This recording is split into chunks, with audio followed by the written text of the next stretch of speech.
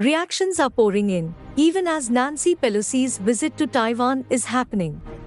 Pelosi's visit to Taiwan is historic, as she is the senior-most US politician to visit this island nation since Newt Gingrich did in 1997.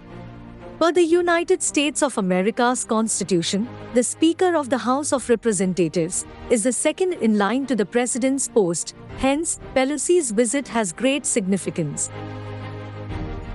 Predictably, China has reacted negatively to this visit, calling it extremely dangerous. China views Taiwan as a renegade province that needs to be reunited with the motherland, and anyone who disagrees with that position is viewed as an enemy.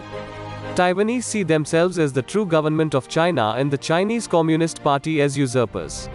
After breathing hell and fire on media, Beijing summoned the American ambassador in China to express its anger.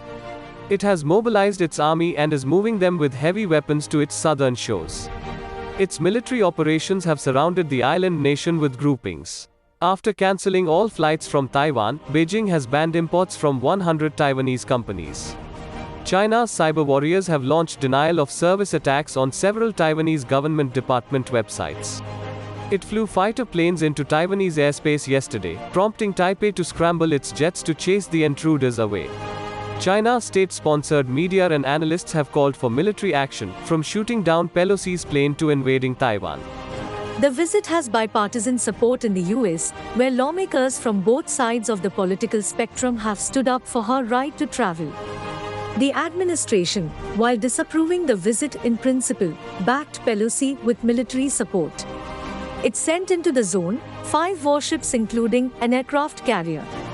Washington and Pelosi have reiterated their One China policy, which supports Taiwan's right to self-defense but not their independence. Many lawmakers have termed China's actions posturing. They want their administration to call China's bluff. In different ways, many independent analysts have called this visit irresponsible and reckless. Many have expressed shock that sources in the White House leaked plans of her planned trip. They disapproved the public disagreement on the purpose and need for this visit.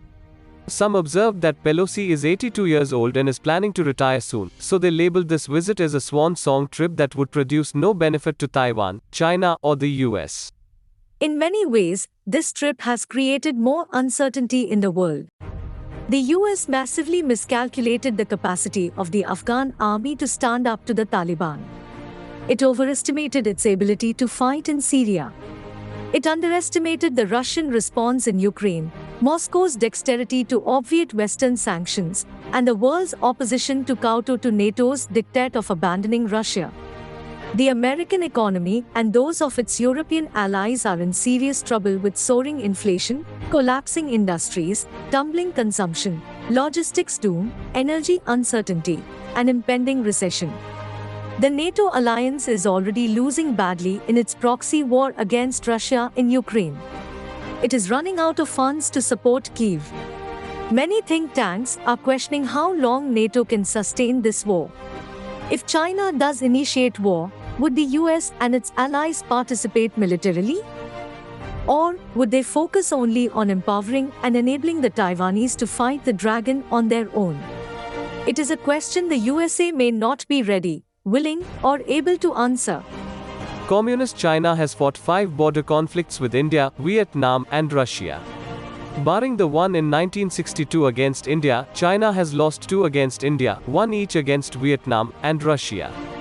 Therefore, despite all the posturing and military build-up, Beijing is unlikely to go to war because its military is not battle-tested or hardened. That is why China fights its adversaries through proxies like using Pakistan against India and Russia against NATO. However, the visit has enabled the CCP to turn the anger and dissatisfaction of the population against a meddling foreign power. China is struggling economically due to its disastrous zero-COVID policy. Production, profits, and earnings are at extremely low levels.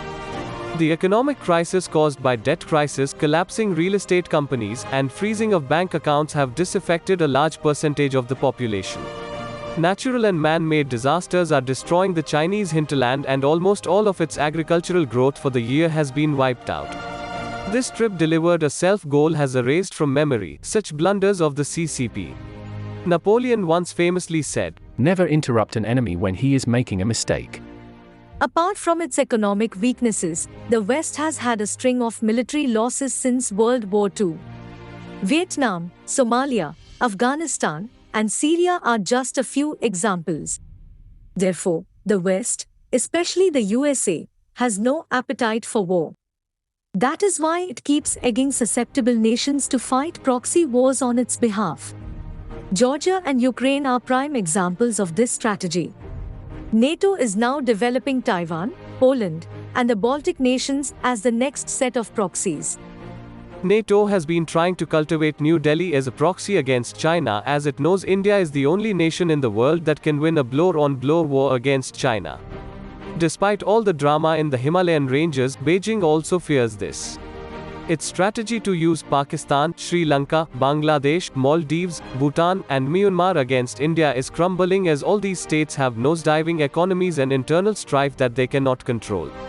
These South Asian countries also heavily depend on India for food, economic aid, and trade. This is a gap China cannot fill. India reads the Western strategy very well. Its focus is on economic development while silently developing military capability and capacity. That is why it has steered the Quad away from military goals, refused to join AUKUS-like military groupings, resisted NATO pressure to shun Russia, and steered SCO and BRIC forums from condemning NATO. If you like this content, please press the like button and share it with your family and friends. Please consider subscribing to this channel. It is free. Press the bell icon to receive notifications about new content.